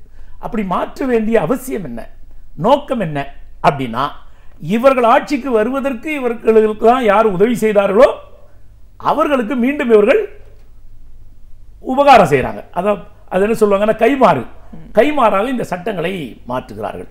இப்படி இந்த சட்டங்களை மாற்றுவதன் மூலமாக நீங்கள் பார்த்தீங்கன்னா 100க்கு ஒரு 60-70% ஃபேக்ட்ரிகளை எல்லாம் இந்த சட்டங்கள்லேருந்து விதிவிலக்கு கொடுத்த முடியும். ரொம்ப கொடுமை என்னன்னு பார்த்தீங்கன்னா, ஒரு ஃபேக்ட்ரி இருக்குது, அந்த ஃபேக்ட்ரியில் ஒரு சட்டம் முறையாக அமுல்படுத்தலை அப்படின்னா அதை யாராவது ஒரு தொழிற்சங்கமோ தொழிலாளியோ அந்த லேபர் டிபார்ட்மெண்ட் இருக்குதுன்னா அங்கிருந்து லேபர் இன்ஸ்பெக்டர்னு ஒருத்தர் போய் அது ஆய்வு பண்ணுவார். அவருக்கு பேர் லேபர் இன்ஸ்பெக்டர். அந்த லேபர் இன்ஸ்பெக்டருடைய பெயரை இப்பொழுது புதிய சட்டத்தில் ஃபெசிலிட்டேட்டர் அப்படின்னு மாத்துறாங்க. இன்ஸ்பெக்டர்னா என்ன, ஃபெசிலிட்டேட்டர்னா என்ன? இன்ஸ்பெக்டர்னா he will inspect, he will take necessary immediate statutory action. உடனடியாக போய் அங்கே குறைந்தபட்ச கூலி சட்டம் அமலாகலை, வேலைக்கு பாதுகாப்பு இல்லை, அல்லது ரெஸ்ட் ரூம் இல்லை, டாய்லெட் இல்லை, கேன்டீன் இல்லைன்னா நடவடிக்கை எடுப்பார். அவர் வந்து இன்ஸ்பெக்டர். இப்போ அந்த இன்ஸ்பெக்டர்ன்ற பேரையை எடுத்துட்டு ஃபெசிலிட்டேட்டர்னா என்ன, 2 பேரையும் உட்கார காம்ப்ரமைஸ் பண்ணுவார். ஸோ இப்படியான வார்த்தைகள் எல்லாம் போட்டு முழுக்க இப்போ அந்த லேபர் லா சேஞ்சஸ் இதெல்லாம் வருது. ஆக ஒட்டு மொத்தமாக நீங்கள் பார்த்தீங்கன்னா இந்த மாபெரும் பேரணியில் பொதுத்துறை நிறுவனங்கள் தனியார் மயமாக்கக்கூடாது என்பது மட்டுமல்ல, பொதுமக்களை பாதிக்கிற விலைவாசி உயர்வு, அத்தியாவசியமான நுகர்பொருட்கள் அனைத்தும் பொது விநியோக முறையில் வழங்கப்பட வேண்டும், இளைஞர்களுக்கான புதிய வேலை வாய்ப்புகளை உண்டு பண்ண வேண்டும், அன்ஆர்கனைஸ் செக்டர் என்று சொல்லப்படுகிற முறைசாரா தொழிலில் பணியாற்றுகிற அந்த தொழிலாளருக்கு குறைந்தபட்ச கூலி 18,000 என்ற அந்த 7வது சம்பள கமிஷன் கொடுத்த அறிக்கையை அமல்படுத்த வேண்டும் என்பது உள்பட மிக முக்கியமான கோரிக்கைகளை வைத்து தொழிலாளர்கள் போராடி கொண்டிருக்கிறார்கள். இந்த போராட்டத்திற்கு அரசு செவிசாய்க்க வேண்டும். இல்லைன்னா அடுத்த கட்டமாக மிக உச்சபட்ச போராட்டத்தை நடத்த வேண்டிய கட்டாயத்தில் தொழிற்சங்கங்கள் இருக்கிறார்கள். அந்த பொசிஷனல் பவர்ஸை டைல்யூட் பண்ணும்போது என்ன மாதிரியான ஒரு மாற்றத்தை அது ஏற்படுத்தும் தொழிலாளர்கள் மத்தியில் நீங்கள் இப்போ சொல்லும் போது புரிஞ்சுக்க முடியுது. இந்த 91க்கு பிறகு புதிய பொருளாதார கொள்கை அப்படின்னு சொல்லியிருக்கீங்க. இப்போது ஒரு நாட்டோட வளர்ச்சி, நாட்டோட பாதுகாப்பு அப்படின்னு வரும்போது அந்த எக்கானமி வந்து பிளேஸ் அன் இம்பார்ட்டன்ட் ரோல். ஒரு கொள்கை முடிவுகள் எடுக்கிறதுக்கு முன்னாடி இது இந்த நாட்டோட நலனை பாதிக்குமா, இதோட பாதுகாப்பை பாதிக்குமா, அப்படிப்பட்ட விஷயங்களாக இருந்தால் அதை தவிர்க்கணும் அப்படிங்கிறதெல்லாம் ஒரு அரசாங்கம் பெரிய ஒரு ஆய்வுகளுக்கு பிறகுதான் கொள்கை முடிவுகள் எடுக்க வேண்டும். இந்த மத்திய அரசோட கொள்கை முடிவு இந்த 91க்கு பிறகு இப்போ இந்த 20 ஆண்டு காலத்துலன்னு பார்க்கும்போது டிஃபென்ஸே நம்ம பிரைவேட்டைஸ் பண்ணக்கூடிய ஒரு சூழலுக்கு போகிறோம் அப்படின்னா இந்த நாட்டோட பாதுகாப்பு, ஸ்திரத்தன்மை, வளர்ச்சி அப்படிங்கிறது எந்த ஒரு நிலைக்கு போகும்? நிச்சயமாக இது மிக மிக அபாயகரமாக போகும். இது வந்து தொழிற்சங்கங்களும் சொல்கிறாங்க. அதை விட என்னன்னு கேட்டிங்கன்னா, பாராளுமன்ற நிலைக்குழு அப்படின்னு பார்லிமெண்ட்ரி ஸ்டாண்டிங் கமிட்டி, இந்த பாராளுமன்ற நிலைக்குழுவில் யார் உறுப்பினர்கள்லாம் மக்களெல்லாம் வாக்களித்து பாராளுமன்றத்துக்கு தேர்ந்தெடுக்கப்பட்ட பாராளுமன்ற உறுப்பினர்கள் தான் இருக்கிறாங்க. இந்த ஸ்டாண்டிங் கமிட்டியே, இந்த நிலைக்குழுவே என்ன சொல்லியிருக்குன்னா, இந்த சட்டங்கள் எல்லாம் நீங்கள் மறுபரிசீலனை செய்ய வேண்டும். உதாரணமாக துறைமுகங்களை எல்லாம் தனியார் மயமாக்குவதற்கு அண்மையில் ஒரு சட்டம் கொண்டு வந்து பாராளுமன்றத்தில் அறிமுகப்படுத்தியிருக்கிறார்கள். இப்பொழுது துறைமுகங்கள் வந்து மேஜர் போர்ட் ட்ரஸ்ட் ஆக்ட் என்கிற சட்டத்தில் இருக்குது. அது மேஜர் போர்ட் அத்தாரிட்டிஸ் பில் அப்படின்னு ஒரு புது சட்டம் கொண்டு வந்துருவாங்க. அந்த பாராளுமன்ற நிலைக்குழுக்கு அது போச்சு. பாராளுமன்ற நிலைக்குழு முன்னால் பல தொழிற்சங்கங்கள் அதில் இருக்கிற பல்வேறு அம்சங்களை சுட்டி காட்டினார்கள். அந்த பாராளுமன்ற நிலைக்குழுவே என்ன சொல்லியிருக்குன்னா, இந்திய நாட்டின் துறைமுகங்கள் இந்திய வரைபடத்தை பார்த்தீங்கன்னா நீங்கள் முக்கோணமாக இருக்கும். அதில் கிழக்கு கடற்கரையில் ஒரு 6 துறைமுகம், மேற்கு கடற்கரையில் ஒரு 6 துறைமுகம். இந்த துறைமுகங்களில் ரொம்ப குறிப்பாக வல்னரபிள் முக்கியமானன்னு சொன்னால் கொச்சின், விசாகப்பட்டினம், மர்மகோவா, பாம்பே, இங்கெல்லாம் துறைமுகம் சரக்குகளை ஏற்றி இறக்குமதியோடு செய்வது மட்டுமன்றி இங்கே நம்ம கப்பற்படை தளங்கள் இருக்குது. விசாகப்பட்டினத்தில் கப்பற்படை தளம் இருக்குது, கோவாவில் நம்ம நேவி இருக்குது, கொச்சினில் நம்ம நேவி இருக்குது. இந்த மாதிரி இடங்கள் எல்லாம் நீங்கள் துறைமுகங்களை தனியாருக்கு தாரை வார்த்தால் அவங்ககிட்ட போச்சுன்னா நீங்கள் வந்து பல்வேறு ரகசியங்கள் நம்ம கையாளுற பல்வேறு ரகசியங்கள் தனியாருக்கு போனால் அது நாட்டினுடைய பாதுகாப்புக்கு ஆபத்தாக முடியும் என்கிற தொழிற்சங்கங்களுடைய வாதம் நியாயமானது என்று அந்த பாராளுமன்ற நிலைக்குழுவை சொல்லியிருக்கு. அதே மாதிரி தான் அந்த parliamentary standing committee on defence, on public sector, அது எல்லாம் தான். நீங்கள் லாப நோக்கம் அப்படின்னா எதில் லாப நோக்கம் இருக்கணும் அப்படின்னு நீங்கள் பார்க்கணும் இல்லையா? நீங்கள் கிட்டத்தட்ட காங்கிரஸ் ஆட்சியில் கூட இருந்தாங்க. அவங்களும் இந்த புதிய பொருளாதார கொள்கைலாம் அவங்க தான் துவக்கி வச்சாங்க. ஆனாலும் அவங்க கூட இவ்வளவு மூர்க்கத்தனமாக, இவ்வளவு அராஜகமாக இந்த தொழிலாளர் நல சட்டங்கள்லாம் மாற்றி அமைக்கணும்னு நினைக்கவே இல்லை. நாம் தொழிற்சங்கங்களுடைய வாக்குவாதமே என்னன்னு பார்த்தீங்கன்னா, ஆர்குமெண்ட்டு கூட இந்த நாட்டில் நல்ல சட்டங்கள்லாம் இருக்குது, ஆனால் அதை அமுல்படுத்துறதுல தான் பிரச்சனை இருக்குது. நீங்கள் இப்போ என்ன பார்த்தீங்கன்னா, அந்த இன்ஸ்பெக்டரே ஃபெசிலிட்டேட்டர்னு மாற்றிட்டாங்க. எங்கன்னா அந்த டாக்குமெண்ட்டே இருக்குது. இன்ஸ்பெக்டர்ன்ற பேரை எதுக்கு ஃபெசிலிட்டேட்டர்னு மாற்றுறாங்க? அவர் என்ன அதுக்கு அதில் என்ன அவங்களுக்கு இந்த வார்த்தையை நீங்கள் பார்த்தீங்கன்னா தெரியும். நீங்கள் இன்ஸ்பெக்டர் அப்படிங்கிற வார்த்தையில் இருக்கிற கம்பீரமும் ஃபெசிலிட்டேட்டர் அப்படிங்கிற வார்த்தை பற்றி நீங்கள் அப்படியே ஒரு வழவழப்பாக ஒரு தடவி கொடுக்குற மாதிரியான ஒரு துணியில் இருக்குது. ஆகவே நீங்கள் பார்த்தீங்கன்னா இந்த தேசத்திற்கு பாதுகாப்பு உள்பட பெரிய பிரச்சனை. நீங்கள் துறைமுகங்கள் இந்தியாவினுடைய அரசு கண்ட்ரோலில் இருந்தபோதே நாம் பார்த்தோம், பாம்பேயில் அந்த அப்துல் கசாப் அப்படிங்கிறவங்க வந்து அடித்த போது தீவிரவாதி பாம்பே துறைமுகத்தில் தான் நுழைஞ்சான். நீங்கள் தூத்துக்குடியில் சீமன் காடியோ ஓஹியோன்னு ஒரு கப்பல் அரெஸ்ட் பண்ணாங்க. அந்த கப்பலில் என்னன்னு பார்த்தீங்கன்னா ஆர்ம்ஸ் அண்ட் அம்யூனிஷன்ஸ், ஏராளமான இராணுவ தளவாடங்கள், இராணுவ பயிற்சி இதெல்லாம் இருந்தது, மெஷின் கன் அதெல்லாம் இருந்ததுங்கிறாங்க. எங்கேருந்து பிடிச்சாங்க? நம்ம பாதுகாப்பில் இருக்கிற போதே நம்ம கோஸ்ட் கார்டு போய் அரெஸ்ட் பண்ணி பிடிச்சிட்டு வந்திருக்கிறாங்க. ஆக இப்படி இருக்கிற இதை தனியார் மயம் ஆனால் நாட்டினுடைய பாதுகாப்புக்கு மிக மிக ஆபத்து. நீங்கள் அதனால தான் நாங்கள் அடிக்கடி சொல்கிறோம், நாட்டினுடைய பாதுகாப்புக்கு ஆபத்தாக இருக்கிறதையே இன்றைய ஆட்சியாளர்கள் அவங்க வந்து நேஷனலிசம் பேசிக்கொண்டு, இந்தியாவுக்கு ஆதரவாக பேசிக்கொண்டு நாம் அதை விமர்சனம் பண்ணால் நம்மளை பார்த்து அவங்க ஆன்டி இண்டியன், நீங்கள் வந்து இந்திய தேச விரோதி அப்படின்னு நம்மளை சொல்கிறாங்க. ஆனால் தேச விரோத செயல்கள் செய்பவர்கள்லாம் அவங்களா இருக்கிறாங்க.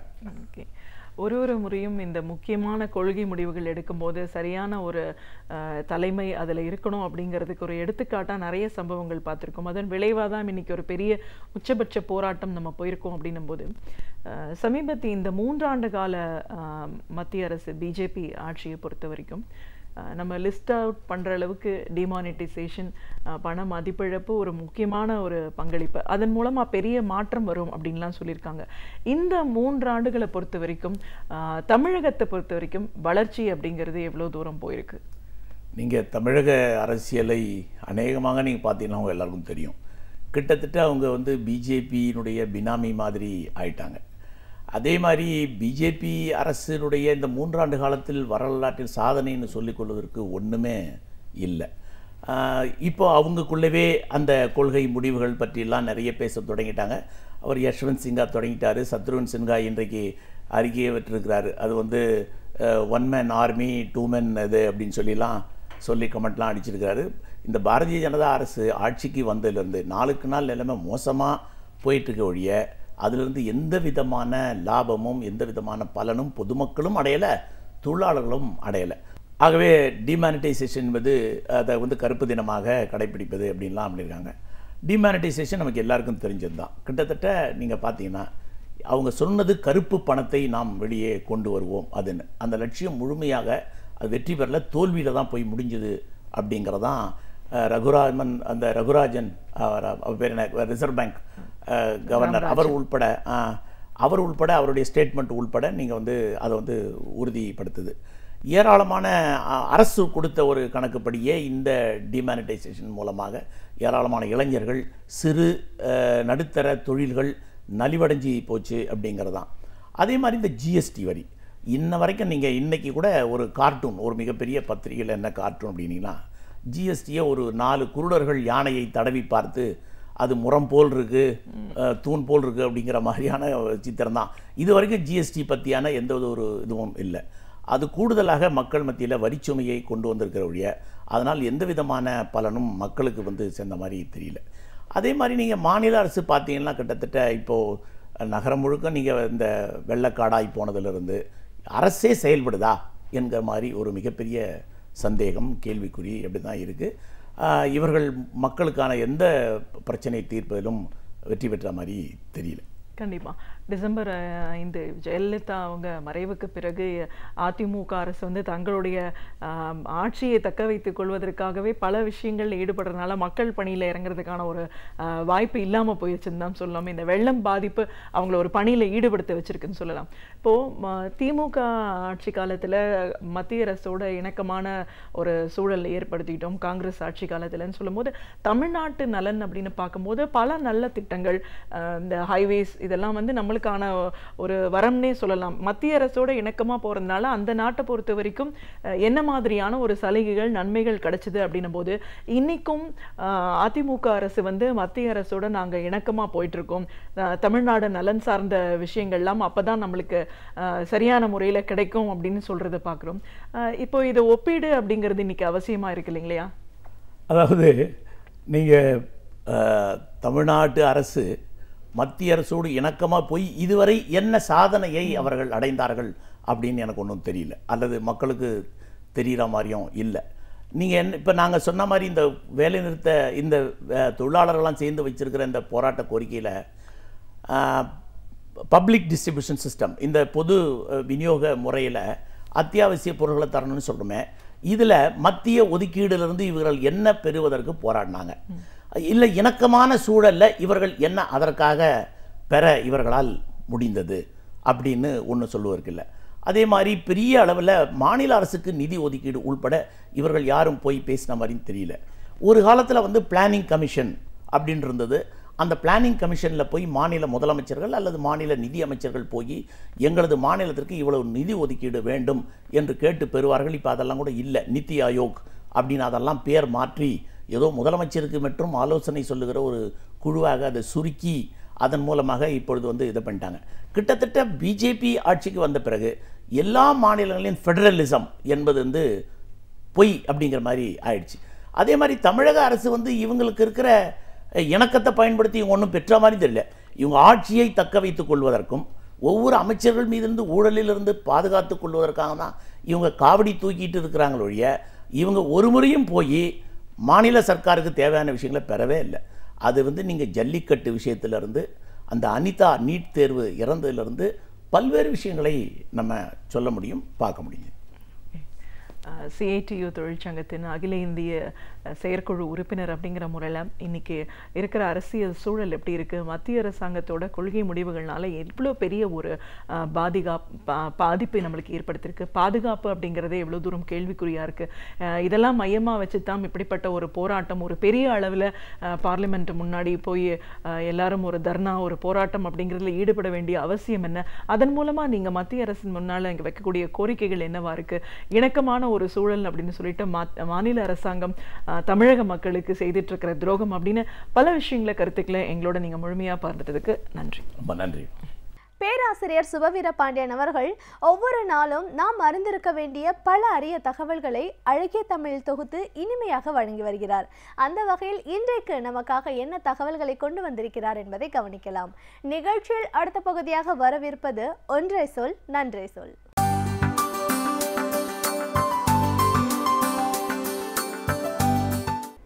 அனைவருக்கும் என் அன்பு வணக்கம். நவம்பர் 8 என்பது வீரமாமுனிவரினுடைய பிறந்த நாள். 17ஆம் நூற்றாண்டின் இறுதியில் இத்தாலியில் நவம்பர் மாதம் 8ஆம் தேதி அவர் பிறந்தார். அவருடைய உண்மையான பெயர் நாம் அறிவோம், கான்ஸ்டன்டைன் ஜோசப் பெஸ்கி என்பதுதான். வீரமாமுனிவர் என்பது அவரே விரும்பி தமிழ்நாட்டுக்கு வந்ததற்கு பிறகு மாற்றிக்கொண்ட பெயர். இன்று வரைக்கும் அந்த பெயர் நிலைத்திருக்கிறது. கான்ஸ்டன்டைன் ஜோசப் பெஸ்கியை தெரியுமா என்று கேட்டால் பலருக்கு தெரிந்திருக்க வாய்ப்பில்லை. தமிழ்நாட்டில் மட்டுமல்ல, இத்தாலியிலும் கூட தெரிந்திருக்க வாய்ப்பு இல்லை. ஆனால் வீரமாமுனிவரை உலகம் அறியும். அந்த அளவுக்கு மதத்தை பிரச்சாரம் செய்வதற்காக வந்த பெஸ்கி முழுக்க முழுக்க தமிழ் கற்று தமிழை அறிந்து தமிழராகவே வாழ்ந்து தமிழ்நாட்டிலேயே மறைந்து போனார். எனவே அவருடைய வாழ்க்கை வரலாறு என்பது அவர் பிறந்த இத்தாலி மண்ணை விட தமிழக மண்ணுக்குத்தான் நெருக்கமானது என்று சொல்ல வேண்டும். எத்தனையோ பாதிரியார்கள் வந்தார்கள். ஜியு போப் வந்தார், கால்வெல் வந்தார், எல்லோரும் வந்தார்கள். எல்லோருக்கும் மிகவும் முன்பு 18ஆம் நூற்றாண்டின் தொடக்கத்திலேயே தமிழகத்துக்கு வந்து சேர்ந்தவர் ஜோசப் பெஸ்கி. 1710ஆவது ஆண்டு போர்ச்சுகலினுடைய தலைநகரமான லிஸ்பானில் தொடங்கி கோவாவில் வந்து கப்பலில் அவர் இறங்கினார். ஒரு 7-8 மாதங்கள் கோவாவில் இருந்தார். அதற்கு பிறகு அவர் மதுரைக்கு அனுப்பப்பட்டார். பிறகு திருவையாறுக்கு பக்கத்தில் இருக்கிற ஏலாக்குறிச்சி என்கிற ஊரில் 6 ஆண்டுகள் பணியாற்றினார். பிறகு திருநெல்வேலியில் இருந்தார். இப்படி தமிழகத்தினுடைய பல பகுதிகளிலும் அவர் இருந்து 30 ஆண்டுகளுக்கும் மேலாக தமிழ்நாட்டில் வாழ்ந்து கடைசியாக எர்ணாகுளத்தில், கேரளாவில் இருக்கிற எர்ணாகுளத்தில் அவர் இறந்து போனார். இது அவரை பற்றிய ஒரு வாழ்க்கை சுருக்கம். ஆனால் நாம் அவரை பற்றி அறிந்து கொள்ள வேண்டியது வெறும் வாழ்க்கை நிகழ்வுகள் அல்ல. அவர் தமிழோடு எப்படி ஒரு ஈடுபாடு உடையவராக இருந்தார், தமிழுக்கு எப்படி அவர் நன்மைகளை செய்தார் என்பதை நாம் பார்க்க வேண்டும். எனவே வீரமாமுனிவரினுடைய வருகை, தன் பெயரை வீரமாமுனிவர் என்று மாற்றிக்கொண்டார்.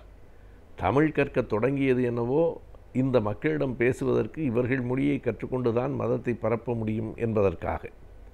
ஆனால் அவர் வந்த வேலையையும் செய்தார், தமிழை கற்றுக்கொண்டு தமிழராகவும் ஆனார். வந்த வேலையையும் செய்தார் என்றால் வீரமாமுனிவர் இங்கு தங்கியிருந்த 32 ஆண்டுகளில் 12,000 பேரை கிறிஸ்தவர்களாக மாற்றினார். எனவே அதுதான் அவர் வந்த நோக்கம். அதை விட்டுவிடவில்லை, அதையும் அவர் செய்தார். 12,000 பேரை கிறிஸ்தவர்களாக மாற்றினார். அதே நேரத்தில் தமிழை மிக ஆழ்ந்து கற்றுக்கொண்டு தமிழில் நூல்கள் எழுதி தமிழுக்கு உரைநடை என்கிற ஒரு புதிய வடிவத்தையே அறிமுகம் செய்து, அதுதான் அவருடைய பணிகளிலேயே மிகச்சிறந்தது. பொதுவாக நாம் வீரமாமுனிவர் என்றால் தேம்பாவணியினுடைய ஆசிரியர் என்கிற அளவிலே தான் அறிந்திருக்கிறோம். அது உண்மை. ஏறத்தாழ 4000 பாடல்களை கொண்ட ஒரு பெரிய தமிழ் காப்பியத்தை அவர் படைத்திருக்கிறார். தமிழ் மண்ணுக்கும் அவருக்கும் தொடர்பில்லை, தமிழ் அவருடைய தாய்மொழி இல்லை. ஆனால் தேம்பாவணி என்கிற அவ்வளவு ஒரு நீண்ட காப்பியத்தை செய்திருக்கிறார். ஆனால் அதனையும் தாண்டி அவர் செய்திருக்கிற இன்னொரு மிகப்பெரிய செயல் எது என்று கேட்டால், உரைநடை என்கிற வடிவத்தை தமிழுக்கு அறிமுகப்படுத்தியவர் அவர்தான் என்று சொல்ல வேண்டும். அதாவது அந்த பரமார்த்த குரு கதை என்பதுதான் உரைநடையில் இப்படி பல செய்திகளை சொல்ல முடியும் என்கிற ஊக்கத்தை கொடுத்தது. அதற்கு பின்னால் நாவல்கள் எல்லாம் வந்தன. நீங்கள் எண்ணி பார்க்கலாம். முதல் நாவல் தமிழில் வெளிவந்தது 1876. ஜோசப் பெஸ்கி அவர்கள் மறைந்து 100-130 ஆண்டுகளுக்கு பிறகுதான் அப்படிப்பட்ட வடிவங்கள் வருகின்றன. ஆனால் 18ஆம் நூற்றாண்டிலேயே பரமார்த்த குருகதை என்று நகைச்சுவையும் ஒரு புத்தி கூர்மையும் உடைய, ஒரு முட்டாள்களாக நாம் இருக்கக்கூடாது என்று எடுத்துச் சொல்லுகிற கதைகளை தமிழுக்கு தந்தவர் வீரமாமுனிவர் தான். இன்னொரு பெரிய செயலையும் அவர் செய்தார். தமிழ் இலக்கணம் பற்றி ஒரு நூல் எழுதினார். தமிழுக்கு ஒரு அகராதியை தந்திருக்கிறார். தமிழுக்கு காவலூர் கலம்பகம் என்று கலம்பகம் என்கிற ஒரு நூலை தந்திருக்கிறார். அவர் தந்த இலக்கண நூலுக்கு பெயர் தொன்னூல் என்பது. அதுவும் அவர் பெயரை எப்படி வைத்திருக்கிறார் என்று பார்க்கிற போதே நமக்கு புரிகிறது. பழைய நூல், இலக்கண நூல் நன்னூல். எனவே இவர் எழுதியது தொன்னூல் என்று இலக்கண நூலை எழுதியிருக்கிறார். அவர் தந்த அகராதி இன்றைக்கும் கூட உலக அளவில் வியப்பான ஒரு செய்தி என்று சொல்ல வேண்டும். அந்த அகராதிக்கு அவர் கொடுத்த பெயர் சதுர அகராதி என்பது. சதுரம் என்றாலே 4 என்பது நமக்கு தெரியும். சதுர அகராதி என்றால் 4 மொழிகளிலும் ஒரே சொல்லை எடுத்துக்கொண்டு அந்த சொல்லுக்கு பொருளை தருவது அது மிக கடினம். ஆங்கிலத்திலிருந்து தமிழுக்கு, தமிழிலிருந்து ஆங்கிலத்துக்கு, மலையாளத்திலிருந்து கன்னடத்துக்கு என்று அகராதி எழுதுவது ஒரு புறம் இருக்க, அவருக்கு மிக நன்றாக 4 மொழிகள் தெரியும்.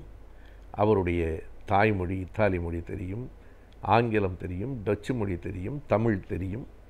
இப்படி 4 மொழிகளை எடுத்துக்கொண்டு சதுர அகராதி, ஒரு இடத்தில் ஒரு சொல்லை சொன்னால் அந்த சொல்லுக்கு தமிழில் ஒரு சொல்லை எடுத்துக்கொண்டு அதை இத்தாலி மொழியில் என்ன சொல்லுவார்கள், டச்சு மொழியில் என்ன சொல்லுவார்கள், ஆங்கிலத்தில் என்ன சொல்லுவார்கள், ஆங்கிலத்துக்கும் தமிழுக்கும் என்ன தொடர்பு என்று ஒரு சதுரமாக அந்த சொற்களினுடைய போக்கை அமைத்து கொண்டு சதுர அகராதி என்று ஒன்றை தந்தார். இப்படி பல செயல்களை தமிழுக்கு கொடையாக அவர் தந்தார். இலக்கியம் தந்திருக்கிறார், இலக்கணம் தந்திருக்கிறார், அகராதி தந்திருக்கிறார்.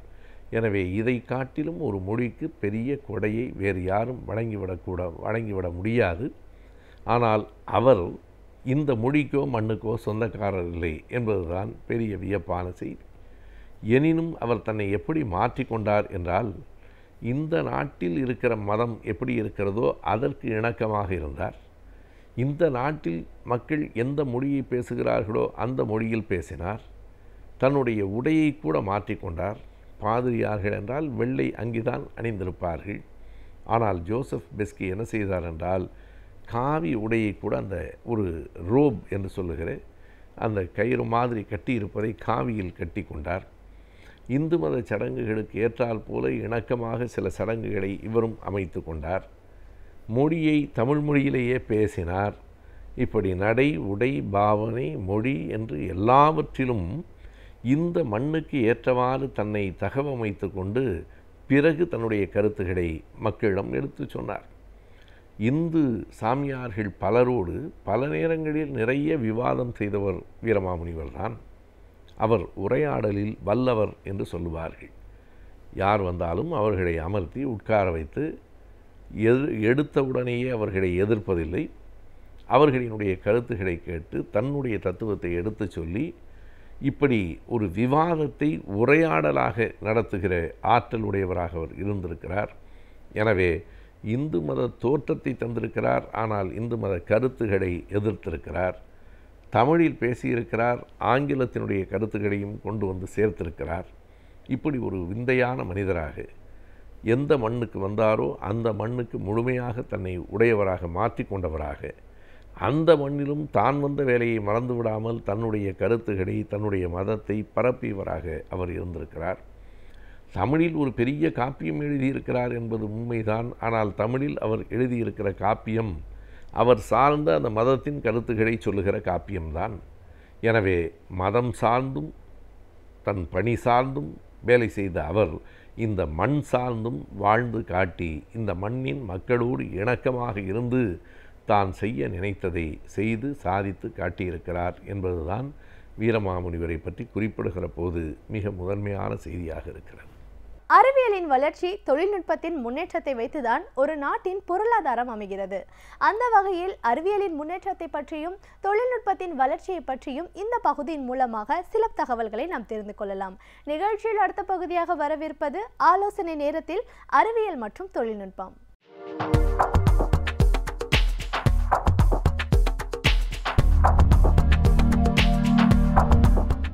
வணக்கம். கலைஞர் தொலைக்காட்சி நேயர்களுக்கு காலை வணக்கங்கள். இன்றைய ஆலோசனை நேரத்தில் அறிவியல் துறையில் வளர்ந்து வருகின்ற நுட்பங்களை பற்றி பேசுகிறப்ப இன்றைக்கி நம்ம பேச போகிறது பேமெண்ட் சிஸ்டத்தில் வந்திருக்கிற ஒரு புது தொழில்நுட்பம்.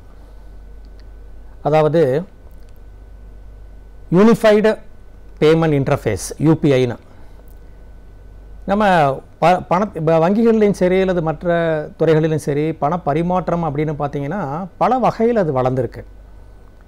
இந்தியாவில் முதல்ல பார்த்திங்கன்னா பண பரிமாற்றங்கிறது ஒரு பார்ட்டர் சிஸ்டம்ங்கிற முறையில் பண்ட மாற்று முறையாக நடந்தது.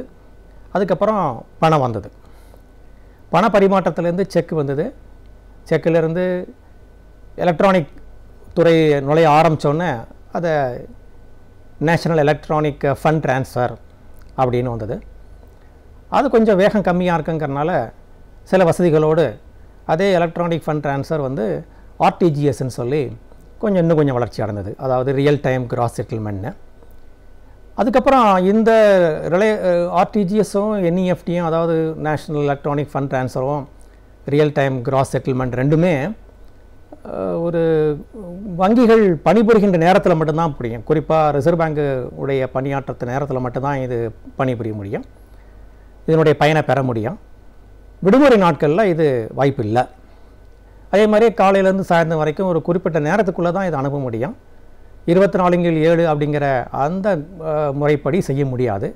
அதை மனசில் கொண்டுட்டு இந்த 2 முறைகளையும் சற்று சீரமைக்கப்பட்டு ஐஎம்பிஎஸ்ன்னு வந்தது, இமிடியேட் பேமெண்ட் சிஸ்டம்னு வந்தது.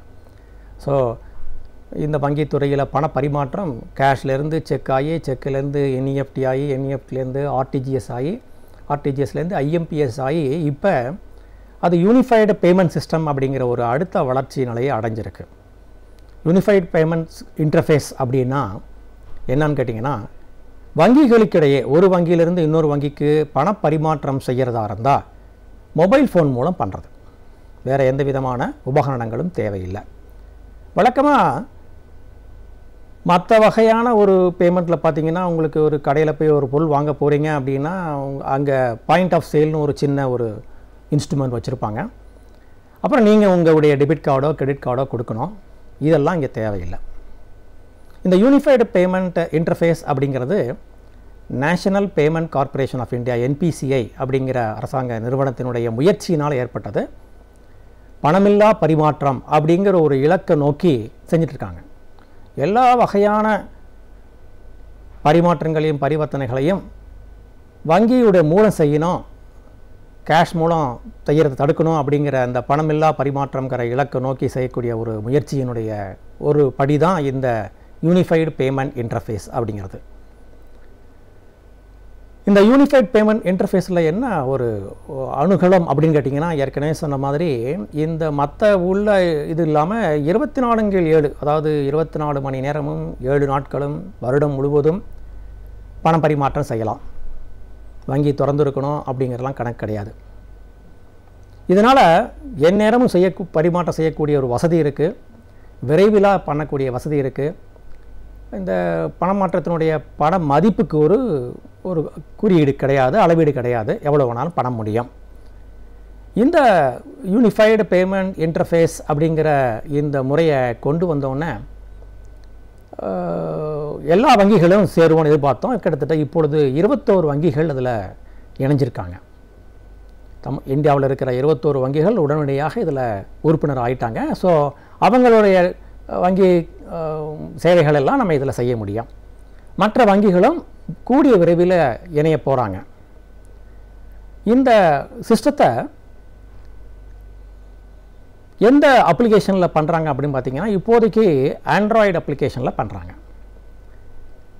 இனிமேல் கொண்டு மிக விரைவில் அது விண்டோஸ்லேயும் வரும், அப்புறம் ஐஃபோன்லேயும் வரக்கூடிய வாய்ப்புகள் இருக்குது.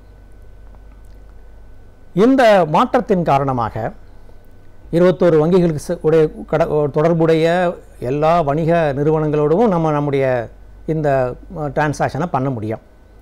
நம்ம ஏற்கனவே சொன்ன மாதிரி இது விரைவாகவும் செய்யும், 24/7 வகையில் எல்லா நாளும் கிடைக்கும்.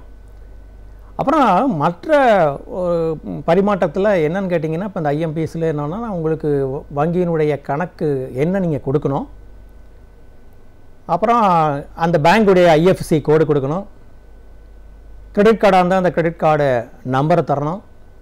ஸோ இது போல் முக்கியமான விஷயங்களை நம்ம மற்றவர்களோட பகிர்ந்து கொள்ளக்கூடிய ஒரு நிலை இருக்குது மற்ற பரிமாற்றத்தில்.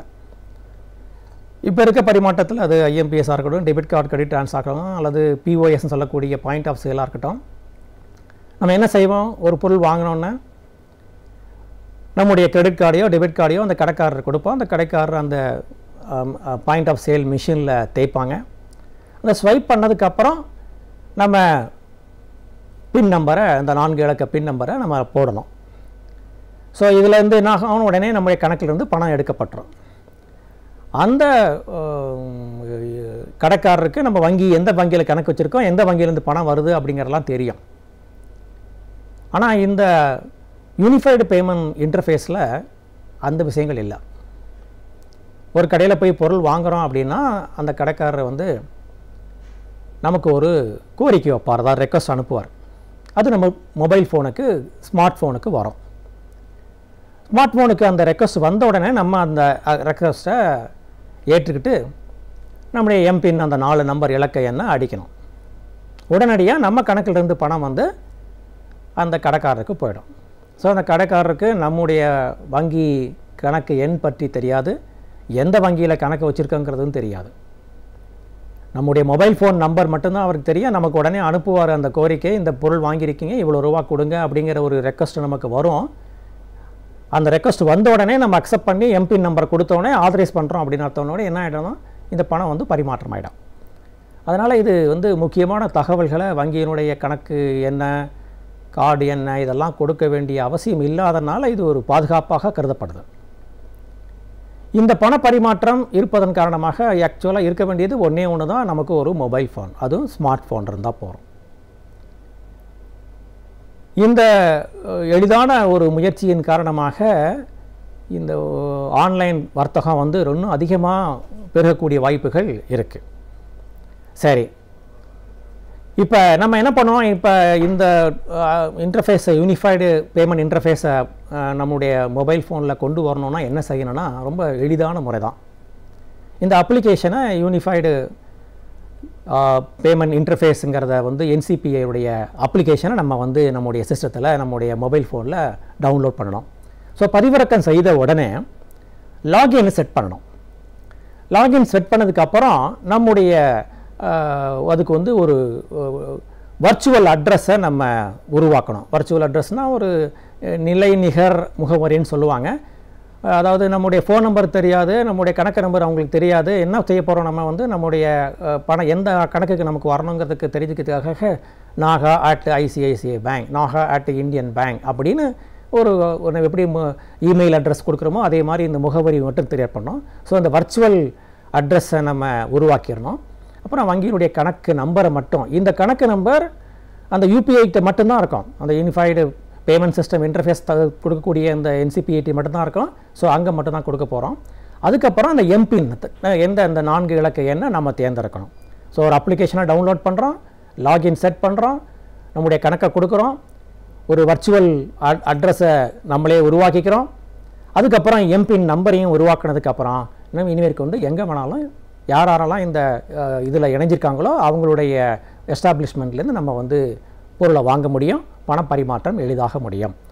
இனி வரக்கூடிய காலங்களில் பயோமெட்ரிக் வகையிலையும், அதாவது கைரேகையோ அல்லது கண் இமைகளுடைய அமைப்பை பற்றி தெரிஞ்சுக்கிற இந்த பயோமெட்ரிக் மூலமும் நடக்கக்கூடியது. இனி இதுதான் இன்ற யூனிஃபைடு பேங்கிங் சிஸ்டம் இந்தியாவில் மிக அதிக அளவில் எதிர்பார்க்கக்கூடிய ஒரு தொழில்நுட்பம். நம் சுற்றுச்சூழல் தூய்மையாக இருந்தால்தான் நம்முடைய சமூகம் சிறப்பாக இருக்கும். சுற்றுச்சூழலை எவ்வாறு தூய்மையாக வைத்துக் கொள்ளலாம், மாசுபடாமல் பாதுகாக்கலாம் என்பதை பற்றி இன்றைக்கும் நம்மிடையே பகிர்ந்து கொள்ள வந்திருக்கிறார் டாக்டர் வின்சென்ட் அவர்கள். நிகழ்ச்சியில் நிறைவு பகுதியாக வரவிருப்பது சுற்றுச்சூழல்.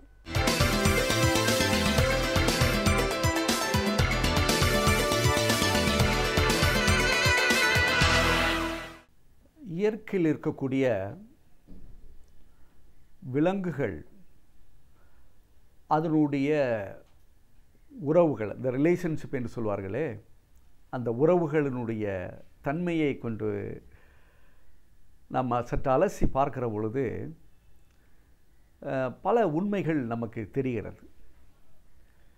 விஞ்ஞான ரீதியாக பார்க்கிற பொழுது இந்த விலங்குகளுக்குடைய உறவுகளை, அந்த ரிலேஷன்ஷிப் என்று சொல்லப்படுகிற உறவுகளை 2ஆக பிரிக்கிறார்கள். ஒன்று இன்ட்ரா ஸ்பெசிஃபிக் ரிலேஷன்ஷிப், மற்றொன்று இன்டர் ஸ்பெசிஃபிக் ரிலேஷன்ஷிப் என்று. இதனுடைய அர்த்தம் என்னவென்று பார்க்கிற பொழுது, இந்த இன்ட்ரா ஸ்பெசிஃபிக் ரிலேஷன்ஷிப் என்று சொல்லப்படுகிற அந்த உறவு ஒரே வகையை சேர்ந்த அந்த விலங்குகள் தங்களிடமுள்ள உறவுகளை எப்படி மேன்மைப்படுத்துகிறது அல்லது அந்த உறவை எப்படி தக்க வைத்து கொண்டிருக்கிறது. இன்னொன்று இன்டர் ஸ்பெசிஃபிக் ரிலேஷன்ஷிப் என்று சொல்லுகிற ஒரு விலங்கு, ஒரு வகையான விலங்கு இன்னொரு வகையான விலங்கோடு எந்த அளவிற்கு தொடர்பை ஏற்படுத்திக் கொள்கிறது. ஆனால் இந்த உறவுகளில் 2 விஷயம் இருக்கிறது. ஒன்று நெகட்டிவ் ரிலேஷன்ஷிப், இன்னொன்று பாசிட்டிவ் ரிலேஷன்ஷிப் என்று. அதனுடைய உறவு என்ன என்று பார்க்கிற பொழுது அது ஒன்றுக்கு ஒன்று தொடர்புடைய ஒரு அழகான உறவு, சில நேரங்களில் எதிர்மறையான உறவு. ஆனால் இந்த உறவை வைத்து பார்க்கிற பொழுது நமக்கு பல பாடங்களை இதன் மூலம் கற்றுக்கொள்ள முடிகிறது. உதாரணமாக யானைகளை எடுத்துக்கொள்வோம். பொதுவாக யானைகள் காடுகளில் ஒவ்வொரு குடும்பமாக கிட்டத்தட்ட பல நேரங்களில் பல குடும்பங்கள் ஒன்றிணைந்து பல மைல்கள் காட்டுக்குள் தன்னுடைய பயணத்தை மேற்கொண்டு அதற்கு தேவையான உணவை, இருப்பிடத்தை, நீரை பெற்றுக்கொள்கிறது. ஆனால் தான் யானைகள் கூட்டமாக வாழ்கிறது என்பதை நாம் சொல்கிறோம். யானைகளை கூட்டமாக இருக்கிறது என்று நாம் சொல்வதற்கே காரணம், அவைகள் அனைத்துமே ஒன்றாக இணைந்து தங்களுடைய வாழ்க்கை முறையை ஏற்படுத்தி கொள்வதோடு இல்லாமல் ஒவ்வொரு தேவைகளையும் பூர்த்தி பண்ணுவதற்கு, ஒன்றை ஒன்று பகிர்ந்து வாழ்வதற்கு அது பழகி கொண்டிருக்கிறது. இதைத்தான் இன்ட்ரா ஸ்பெசிஃபிக் ரிலேஷன்ஷிப் என்று சொல்கிறார்கள். ஒரே வகையில் இருக்கிற, இன்னும் சொல்ல வேண்டுமென்றால் ஒரே குடும்பத்தாக இருக்கக்கூடிய அந்த உறவு. ஆனால் அதிலுமே ஒரு வித்தியாசமான ஒரு சூழல் என்னவென்று கேட்டால், ஒரு குட்டி யானை வளர்ந்து ஒரு அளவிற்கு வளர்ந்த பிற்பாடு மற்ற யானைகள் இந்த ஆண் ஆணையை சற்று ஒதுக்கி விடுகிற ஒரு சூழலை உருவாக்கி விடுகிறது. ஏன் இவையெல்லாம் ஒன்றாகத்தான் இருக்கிறது, ஏன் ஆண் ஆணையை அவை ஒதுக்கி விடுகிறது என்று பார்க்கிற பொழுது, இந்த குடும்பம் அனைத்துமே ஒரு ஆண் ஆணையை, அதுவும் ஒரு குட்டியாக இருந்து வளர்ந்த ஆண் ஆணையை ஒதுக்கி விடுகிற பொழுது அவை பல இடங்களுக்கு சென்று உணவை தேடி நீரை பெற்றுக்கொண்டதோடு இல்லாமல் புதிதாக ஒரு இனப்பெருக்க ஒரு சூழலுக்கு சென்று அதனுடைய இனத்தை வளர்விப்பதற்காக வேண்டி உருவாக்கி கொள்கிற அந்த சூழல்தான்.